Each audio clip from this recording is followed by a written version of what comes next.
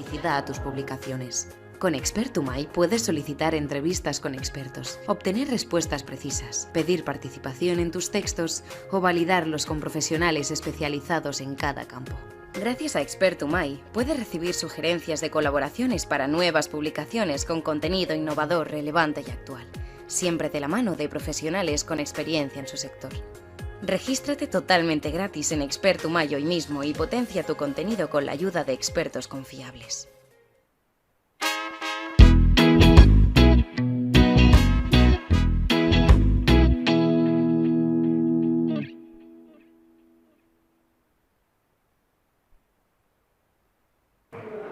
So this is our wonderful jokes person.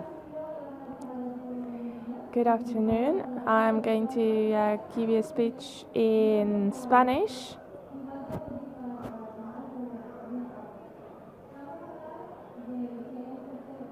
I'm going to talk about SEO in the age of headless. Who has headless? Put your hands up. So, not a lot of people. Okay. Anyway, my name is Lidia, and I have my background in psychology and my master's in digital business. I work in the media, and so I want to ask you a question: what is headless SEO? What does it mean to do headless SEO?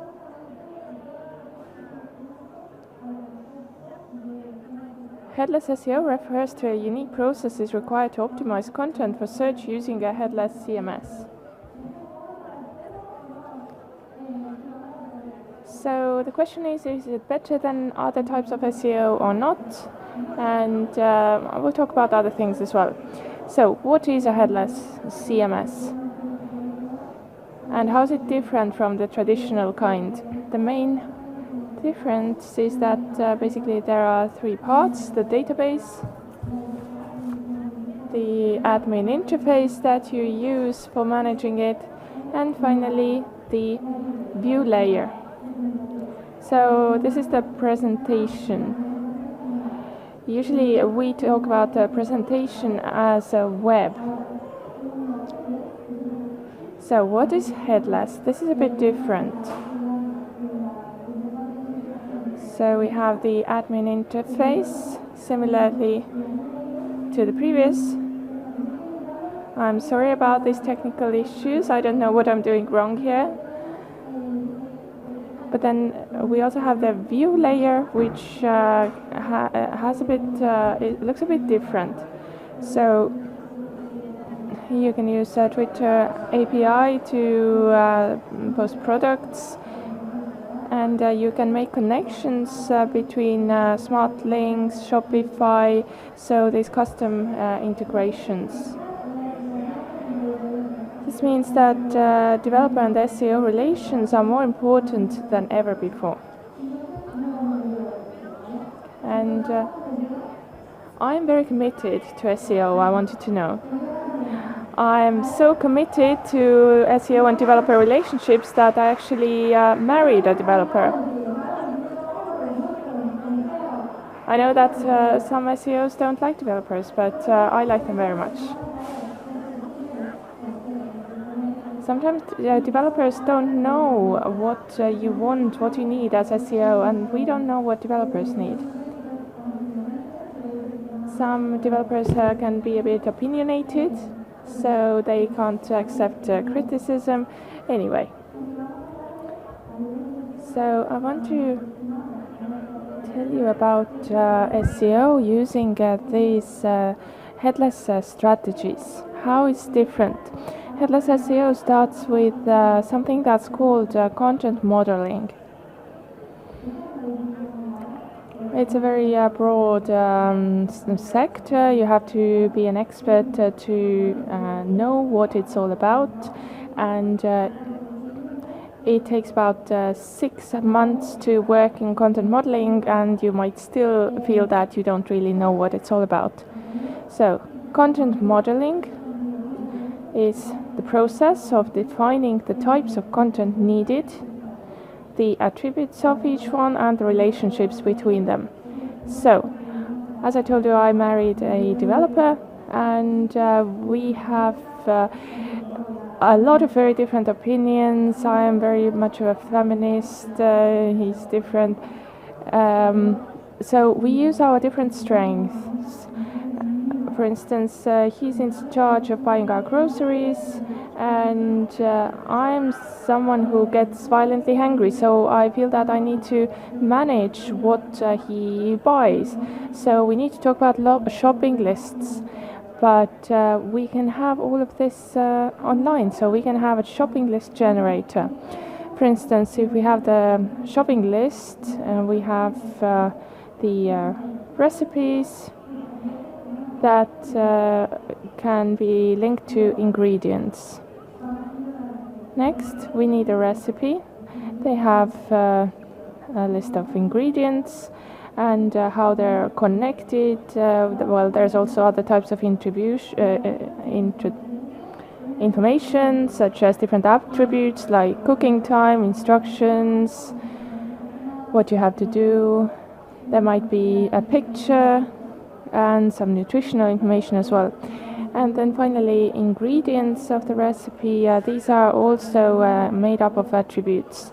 So again, you have to refer back to the recipe. So if the recipe requires oil or salt, it doesn't mean that you always have to buy salt or oil.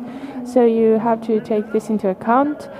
There's also the aspect of nutritional info, the pantry staples, the allergen info, whether it's a vegetarian or not vegetarian recipe.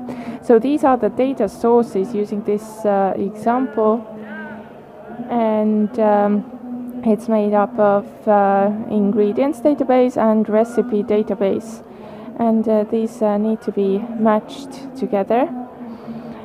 There might be a lot of extra information, but we need to use those data together. We need to have this overall table to understand what ingredients we already have, what are still fresh, and so on. So this happens with both ingredients as well as recipes. So this illustrates what we do. And this results in a situation where my husband is happy and I'm happy. But this is all about marketing as well, isn't it? So we need to think of this as supermarket APIs. We need to take into account the price of the ingredients in different supermarket chains. Also, it's possible to buy directly online, and there are also possibilities of going to a physical shop. So it's easier to add structured data to your site. The website is easier to manage if the data is already structured. So you just add it at any point in time, and this makes things very easy for you. In Sanity, what I do is I promote products, and I use SEO. And that's one of the cool things I get to do is that I use frequently asked questions to find out what users like most. For example, you know all about using articles, frequently asked questions, SERPs, descriptions. So what I do in my articles is I make a question with question mark, and this is converted automatically into a scheme question. So the paragraph in the lower part is also turned into a scheme element. This helps me to use as Google guidelines, and I can use frequently asked questions in a very organic way, and I don't need to bother the user again because they've already answered these questions or asked these questions. When we started to develop this functionality in our website, we also wanted to know if the FAQs were relevant. If you put a question there in Sanity, then it gives you a little paragraph where the question is fully answered. You have links that you're referred to, and this helps to find the right entries.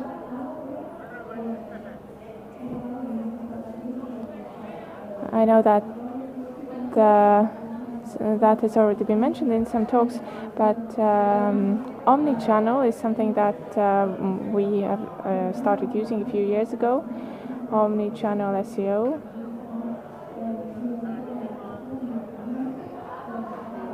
I think that the role of SEO is also changing recently, and it's becoming an assistant in finding the information that you're looking for. So that's relevant because users are searching across more and more channels. There is also the possibility to go beyond the search box using multi-search. And here you can, in Google, you can also use the camera-based search. And in the past 2 years, search engines have started using this lens option because people use lens now for 12 billion visual searches a month in English, and this is a 4 times increase in just 2 years. Working on different channels is much more reasonable if you can work centrally on in one place, and then what you do is spread out across different platforms. So that's why it's a very important key element of SEO. We've already heard about searches on Instagram and TikTok, and how about Google is dying out. And so here you can also see how schema can be used. For instance, you can take a video and immediately share it using schema videos. You can see the comment area, and you can directly share this recipe, and you can access all the extra information about the recipe. So it's also possible to open this on Google Chrome. It also links to that. So social media is becoming a source of information, and you have access to the same recipe on different platforms.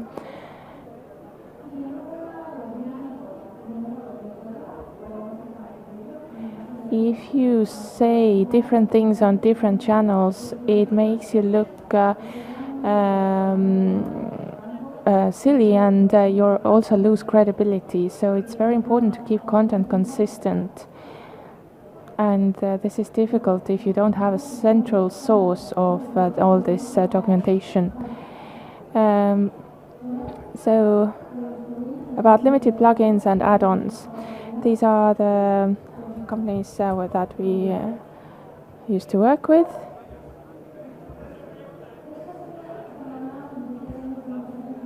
And now let's come back to the custom integrations that I mentioned earlier.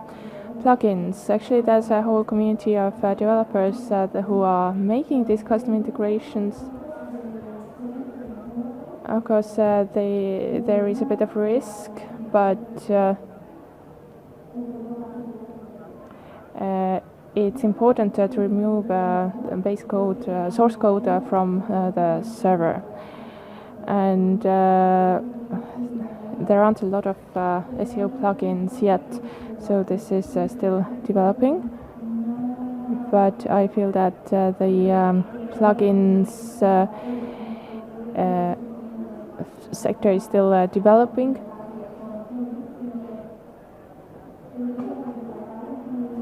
And some SEO specialists realized that there was functionality missing after they had created some plugins. So plugins are part of this systematic interconnectivity, and this is why they need to match with each other. So is headless better for SEO or not? It depends, just like with everything. Traditional CMSs can also be perfectly fine, but it all depends on what you do. So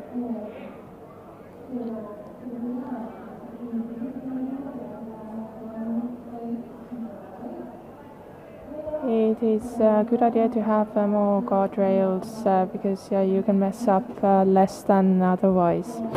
And there are also less potential for greatness, but it also requires development resources.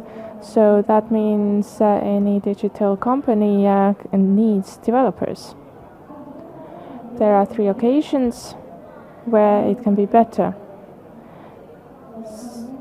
When you have to use content across different channels, it becomes very important that the content is uniform. Secondly, when you are dealing with internationalization, it makes it easier. And finally, when you connect it, you can connect it to anything that has an API. So I suggest working with that.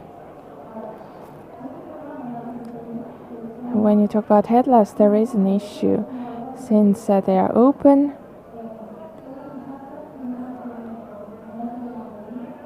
it's sometimes more difficult to get going with the headless, and there is less creativity. So I want to share 7 tips for a flawless headless SEO setup with you. First of all, you need to request all the key meta tags. So that's to make sure that the developer is doing their job well. Secondly, you need to request the title, meta description, meta robots, viewport, content type, OG tags, and language. This is all part of the data that you require. Of course, you can include some validation roles for these fields. And it means that the hreflang can be different for English in Europe and in other parts of the world. There are also some character limits, so all of that should be taken into account. Secondly, give your content editors an editable URL slug. This is not a given, so we have the examples here. And you need a bottom one, which is the best, the inspired version. Thirdly, set out rules for canonical URLs. It's important to use absolute URLs, including the domain and protocol. There has to be only one canonical per page. Finally, evaluate define your XML sitemap setup. So developer always has to work with a sitemap. Some developers don't understand that sitemaps are live sites, and that can sometimes be a problem. Sometimes I feel that developers are a bit silly, and we have to help them in their work, but maybe that's just my impression. So that's XML sitemap generated by Yoast SEO.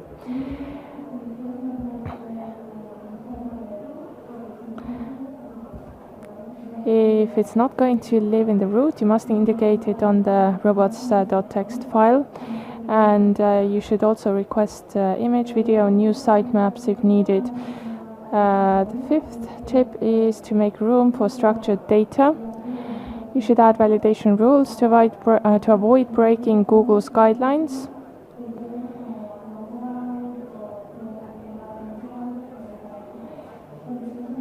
And this is something that it helps to improve the rating considerably. Adding the JSON LD at document or field level is also a good idea. And combining structured content and AI, using rules to generate FAQ schema as well. Okay, help, I'm running out of time, trying to show you all my slides quickly here on the background. And here's a free stuff